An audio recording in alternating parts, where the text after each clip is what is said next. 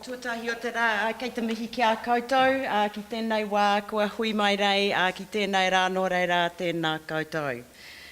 Ko waiau, ko Arihia, Bennett, tōku ingoa, ngaitahu, Ngāti Parau, oku iwi, no tuahiwi a hau, ki ngā kawai o ngā pōhio, kei te taipautini te raku hapu, ki arahura ki ngā kawai tainui o te rā rohe. Engari, kei Ngāti Parau ki te taho te taku pāpā, ki te whānau iri te kura.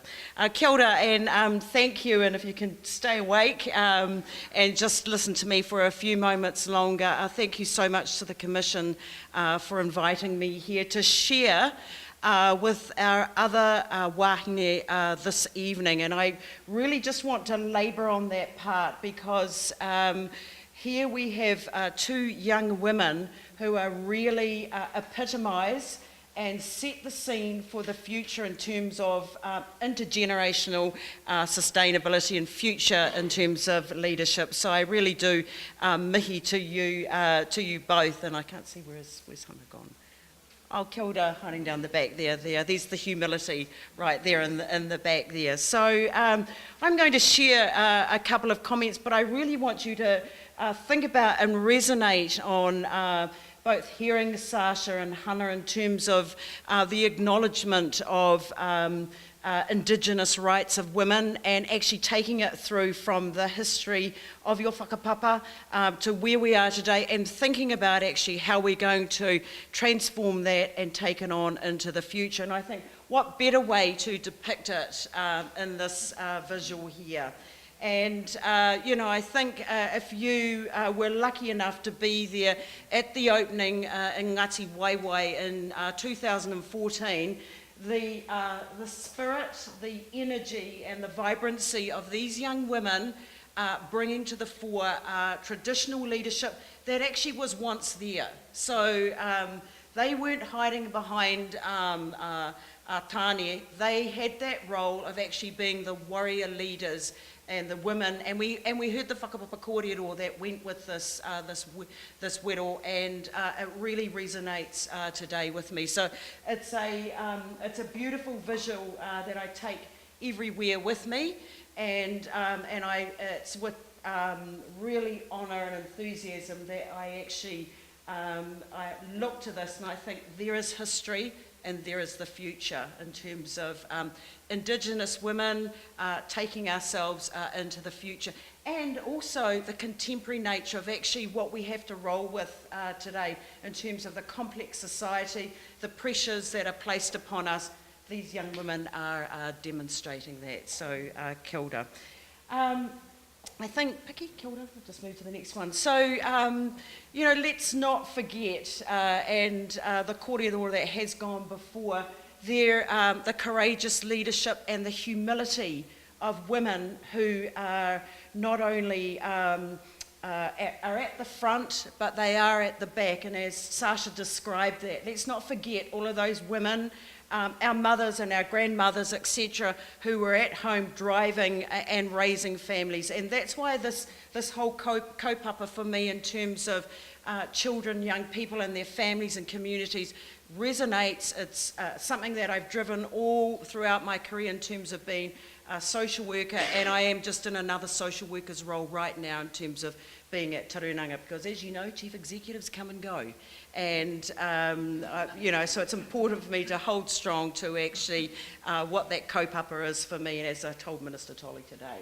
So there we have, tapuia in terms of a beautiful a picture, but for those of us who know about tapuia, and I think about my Ngāti Parau side, there is not a time that goes by when we're up there that we're always reminded of the energy and her place walking in the shoes of others, and actually that awhi and tautoko that she brought in terms of raising families, the wellness, the importance of being a mother and being a partner and being part of an iwi in terms of driving and building those families.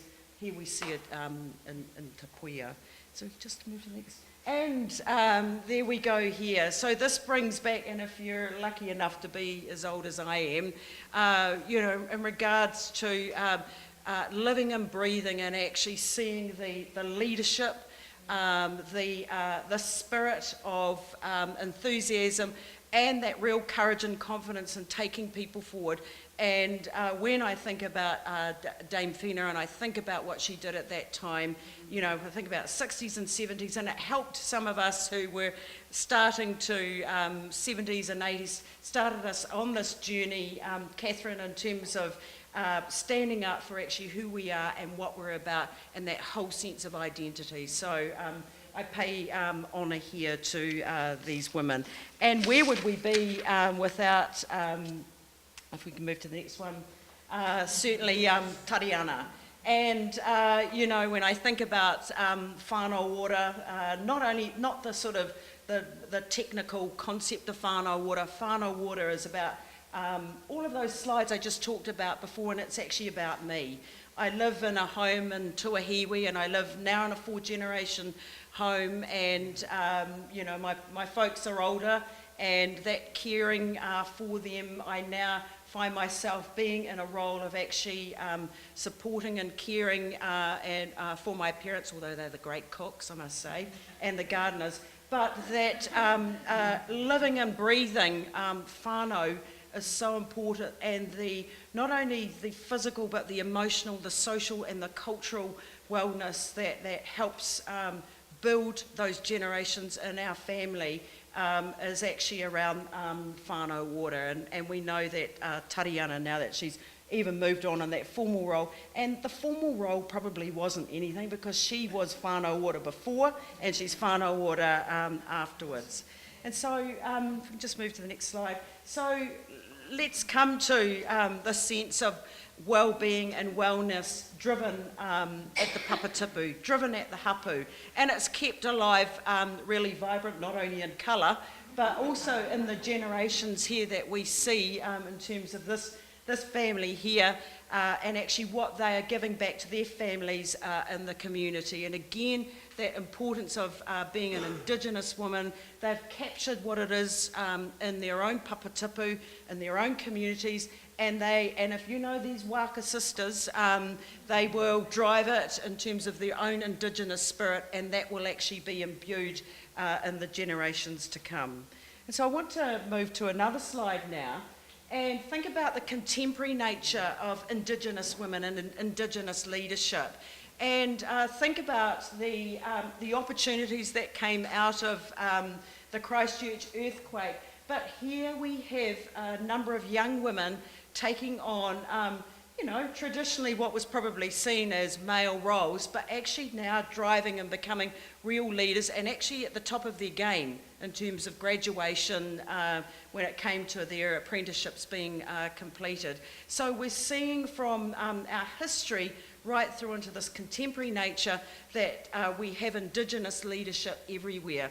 And the notion, not only the notion, but the practice of He Toki Ki Te Reka is not only just about the technical aspects of their work, but it's actually imbuing that whole kaupapa of Te Ao Māori, the world of Māori, and taking it into this forum. So there we see Indigenous leadership continuing and being carried forward.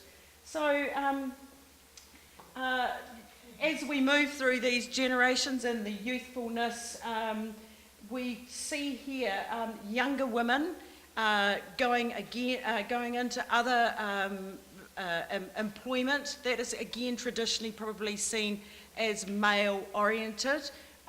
Great young leaders in whenua kura in terms of being able to take on roles on our farms and Ngaitahu farms, but not only take on roles, but take up the learning that actually will take them from not only their starting role, but into leadership roles in whenua kura. And it's this sort of leadership that Tarunanga, the communities, and then the learning institutions are getting behind to actually foster and develop our young women.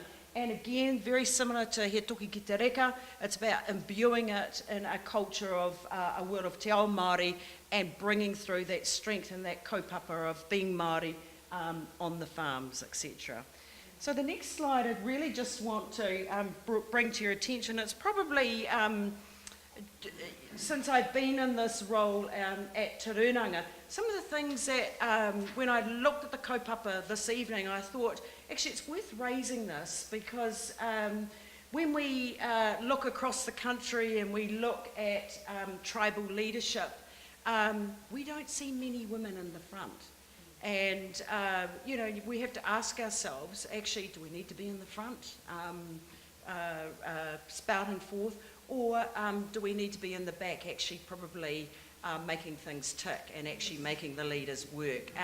And I'm not fazed by that, because as I've just talked to you in terms of some of those slides, actually women leadership is everywhere, whether you're at the front or at the back.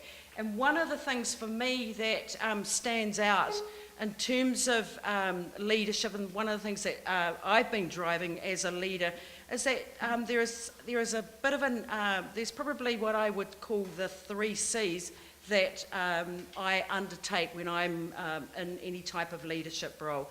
And for me, that's actually about having some competency. So it's actually having a brain and actually knowing what you're doing and actually understand why you're doing it, and actually having some evidence and some rationale and to be able to articulate and lead. It's also about having some being compassionate, okay? Being able to walk in the other person's shoes, being able to have that sense of empathy, that sense of emotional intelligence, and actually, because what we heard earlier was actually it's about weaving relationships. And so if you're stepping into a role such as mine, there's no point just putting on the chief executive's hat if I haven't got that sense of actually using my brain in terms of competency, but also fusing that and weaving that with compassion. And the 3rd C that I go by is actually having a bit of character. So nobody wants anyone boring. And, I think the idea is that we're all unique and we all have character, and our role in terms of leadership, whether you're at the front or at the back, it's about being yourself and being unique and enabling yourself to come out and actually with courage and confidence, that is you. Recently I was having a conversation with somebody and he said to me, if you could talk to the younger Arihia that's 20 years old, which is 10 years ago, what would you say to her now? If you reflect back in terms of your learning about becoming a leader, what would you actually say to her now that you wished you had have done? And the thing that I would say now, and for all of you young women, is actually be confident and courageous and speak your mind. Speak your mind. Have a coach, mentor, have somebody along the side who actually pushes you and actually takes you that step and takes you out of that comfort zone. And don't hold back, because I think I came into the role far too late. I came into this in my 50s, and I think there was a lot of things I did in my, I've had quite a different background, which has always been about engaging with people. But people would say to me on the way that, you're going to move into a manager's role or a supervisor's role and you're going to be a good leader, etc. And I never believed that, and I think it was because I suffered from that courage and confidence thing.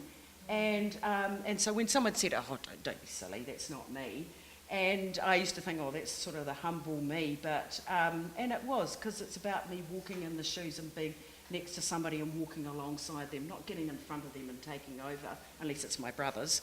But I think, and I'm looking at all of you younger women, have somebody alongside you and be courageous enough to actually get them to push you and go that extra mile and take the stretch and go further, because it's at this age here that you have sown all of those seeds and you are ready to bloom and blossom, and you can take that forward and you can show us what leadership is like at a younger age rather than waiting till you're a bit older like me. And remembering also that we're in a time where there's so much change going on, and there's the complexities that exist today you're actually living and breathing those now. For older folks like me, when I get a new phone, it takes ages to work the thing out. You've worked the phone out before you've even got it, and then you're figuring out actually when you're going to get the next phone. So your ability to be able to juggle so many things and live and breathe that sense of kaupapa Māori, you've got a lot going for you, young women. So these sorts of things here, I say to myself, you know, do they need to be out the front? Do you need to be at the Iwi Chairs Forum where there are 67 people sitting around the table and less than 10% women, you know, at the table? Do you need to be there? Actually, you need to be where, first of all, where you want to be and what brings you happiness and what brings you joy, and be in a place that's actually about developing and growing others, because that's what we're great at in terms of nurturing. And I think the other point I want to make here is in creating opportunities, it's the responsibility of our iwi, of those who are leading in organisations, to actually find ways to actually enable and support people to actually graduate into those leadership positions. So don't be surprised if you get tapped on the shoulder to actually step forward and undertake a leadership opportunity in a surprising way. So I just want to just finish off with a couple of other slides. You know, and I think here we've got a number of young women celebrating wahine tour. And when I look across here, women leading at home, leading in their homes, leading in their schools, leading in their place of business, and leading in their marae, and leading in their communities. And take the opportunity to celebrate it. You know, just as a woman, we get on and we do stuff. You know, shit happens and we just get on and do it. Some people like to talk about it, talk the talk, but we're actually just getting on and walk the talk. So don't be afraid to actually stop for a moment and actually celebrate it. So here's another slide here where we've, do you want to make the next one? So, you know, celebrating these women here. You know, on the end here we've got Amanda, who's actually the chief executive of Plunkett. Just moved into the role of Ngāi Tahu young woman, used to be in my netball team. And, you know, moving through to Stacey, and we've got also fashion designers and young women who are students and looking to actually lift themselves and create, become a sense of a leader in their own right and in their own particular way. But, move to the next one. So, but let's not forget. Okay, let's not forget our sense of a leadership and where we draw that from. So, Hannah, you reminded us this evening around that, where we take that leadership from, and actually what you're going to be able to do as you pave that way for your children after you. And I just want to finish off with this last slide here, because this is what it's all about, okay? This is what it's all about. And when I look at my role and I think about what am I there for, this is why I'm there.